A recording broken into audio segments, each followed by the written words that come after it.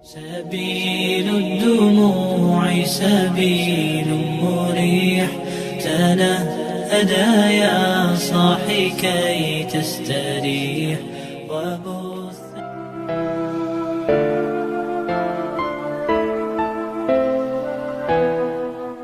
Bismillahirrahmanirrahim. Alhamdulillahi rabbil alamin.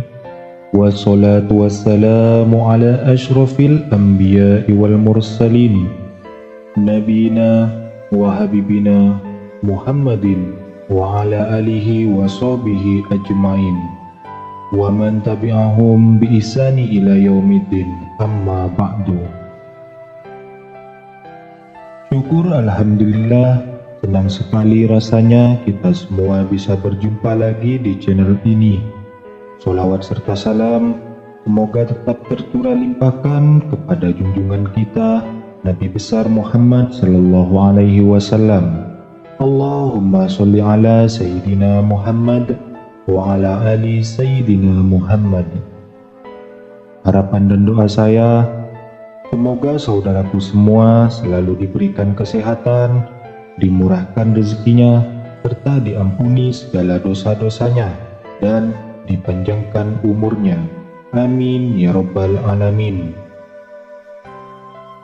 Sahabat beriman yang dirahmati Allah, pada zaman yang sudah serba canggih ini, budaya barat atau asli sudah biasa dilakukan oleh sebagian besar orang.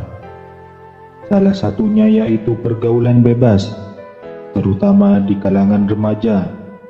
Hubungan antara laki-laki dan perempuan sudah menjadi sangat wajar dan tidak dilarang. Padahal dalam agama Islam, hubungan pacaran antara laki-laki dan perempuan sangat dilarang, karena bisa menjerumuskan pada perbuatan zina. Faktanya, saat ini sudah banyak gadis yang hamil di luar nikah lantaran terjadi karena kecelakaan. Zina merupakan perbuatan keji yang dilakukan oleh pria dan wanita, dan terjadi persetubuhan di antara keduanya. Perbuatan zina adalah salah satu perbuatan yang dikutuk Allah Subhanahu wa Ta'ala, dan sebagai umat Islam kita dilarang atau haram hukumnya untuk mendekati zina. Zina itu sendiri dapat digolongkan menjadi dua golongan, yaitu zina muhson atau zina yang dilakukan oleh mereka yang sudah menikah, dan zina ghairu muhson atau zina yang dilakukan oleh mereka yang belum pernah menikah. Adapun hukumannya adalah dengan cara dirajam atau dilempar batu hingga mati bagi pelaku zina muhson, dan hukuman dera atau cambuk serta diasingkan 1 tahun lamanya bagi mereka yang melakukan zina ghairu muhson, sebagaimana yang disebutkan dalam firman Allah Subhanahu wa Ta'ala, perempuan yang berzina dan laki-laki yang berzina, maka deralah tiap-tiap seorang dari keduanya 100 kali dera, dan janganlah belas kasihan kepada keduanya, mencegah kamu untuk menjalankan agama Allah jika kamu beriman kepada Allah dan hari kiamat, dan hendaklah pelaksanaan hukuman mereka disaksikan oleh sekumpulan orang-orang yang beriman. Quran Surat An-Nur ayat 2. Dan terdapat para wanita yang mengerjakan perbuatan keji. Hendaklah ada 4 orang saksi di antara kamu yang menyaksikannya. Kemudian apabila mereka telah memberi persaksian, maka kurunglah mereka, wanita-wanita itu, dalam rumah sampai mereka menemui ajalnya, atau sampai Allah memberi jalan lain kepadanya. Quran Surat An-Nisa ayat 15. Lantas bagaimana cara seseorang jika ingin bertaubat dari perbuatan zina? Sahabat beriman yang dirahmati Allah, berikut ini adalah amalan penghapus dosa zina. Yang pertama, menyesali perbuatannya. Tidak akan terhapus dosa seseorang jika ia tidak mengawalinya dengan penyesalan. Rasa sesal yang dirasakan oleh seseorang yang berbuat zina dapat mengembalikannya pada jalan yang benar dan kembali pada Allah Subhanahu wa Ta'ala. Menyesali dosa yang pernah dilakukan dapat membersihkan hati dan memantapkan niat. Jika rasa sesal itu dijadikan awal dan cambuk untuk bertaubat kepada Allah Subhanahu wa Ta'ala. Lalu yang kedua yaitu taubat nasuha. Jika ingin menghapus dosa apa saja terutama zina, maka seseorang haruslah bertaubat dengan sungguh-sungguh atau taubatan nasuha. Taubat nasuha adalah taubat yang sungguh-sungguh, berasal dari hati dan dilakukan karena seseorang menyesali perbuatannya. Allah memberikan janji bahwa Ia akan mengampuni dosa-dosa hambanya yang melakukan kesalahan, sebagaimana yang disebutkan dalam firman Allah Subhanahu wa Ta'ala pada surat At-Tahrim ayat 8. Hai orang-orang yang beriman, bertaubatlah kepada Allah dengan taubat nasuha, taubat yang semurni-murninya. Mudah-mudahan Rabb-Mu akan menutupi kesalahan-kesalahanmu dan memasukkanmu ke dalam jannah yang mengalir di bawahnya sungai-sungai. Pada hari ketika Allah tidak menghinakan Nabi dan orang-orang mukmin yang bersama Dia, sedang cahaya mereka memancar di hadapan dan di sebelah kanan mereka, sambil mereka mengatakan, Ya Rabb kami, sempurnakanlah bagi kami cahaya kami dan ampunilah kami. Sesungguhnya Engkau Maha Kuasa atas segala sesuatu.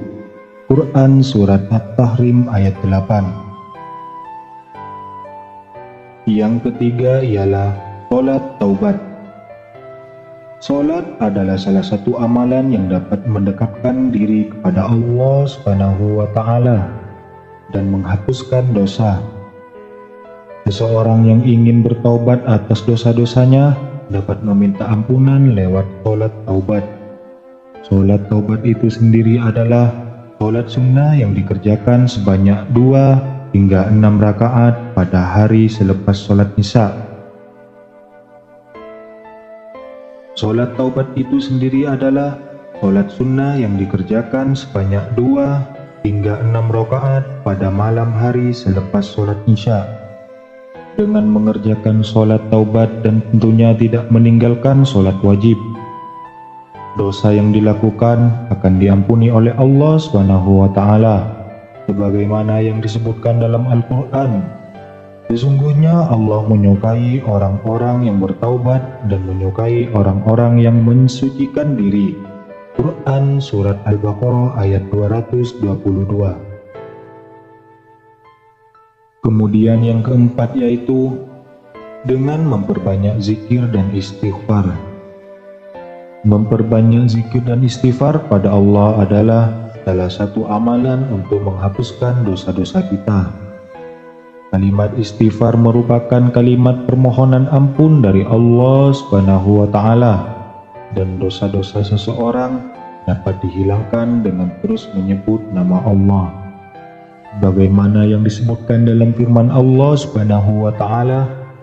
Dan juga orang-orang yang apabila mengerjakan perbuatan keji atau menganiaya diri sendiri, mereka ingat akan Allah lalu memohon ampun terhadap dosa-dosa mereka, dan siapa lagi yang dapat mengampuni dosa selain daripada Allah, dan mereka tidak meneruskan perbuatan kejinya itu sedang mereka mengetahui.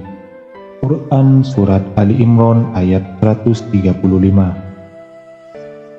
Kemudian yang kelima yaitu dengan memperbanyak membaca Al-Quran.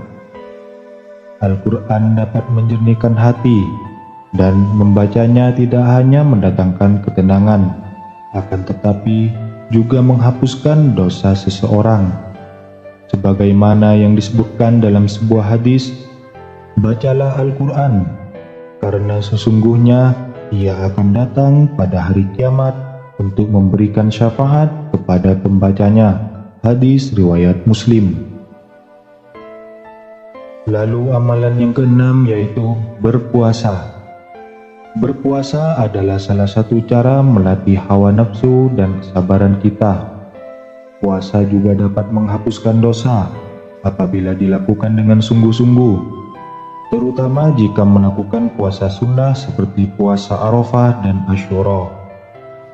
Kemudian yang terakhir atau yang ketujuh yaitu melakukan kebaikan pada sesama. Jika seseorang berbuat dosa dan keburukan, maka untuk menghapuskannya, ia perlu melakukan hal atau kebaikan pada orang atau makhluk lainnya, seperti dengan bersedekah, menghapuskan hutang orang lain padanya, memberi makan binatang, dan yang lainnya.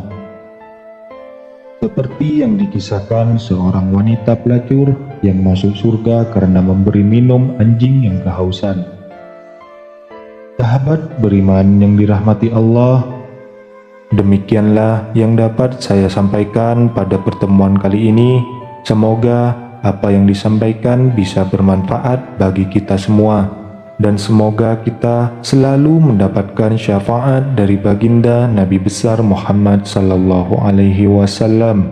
Amin ya rabbal alamin. Assalamualaikum warahmatullahi wabarakatuh.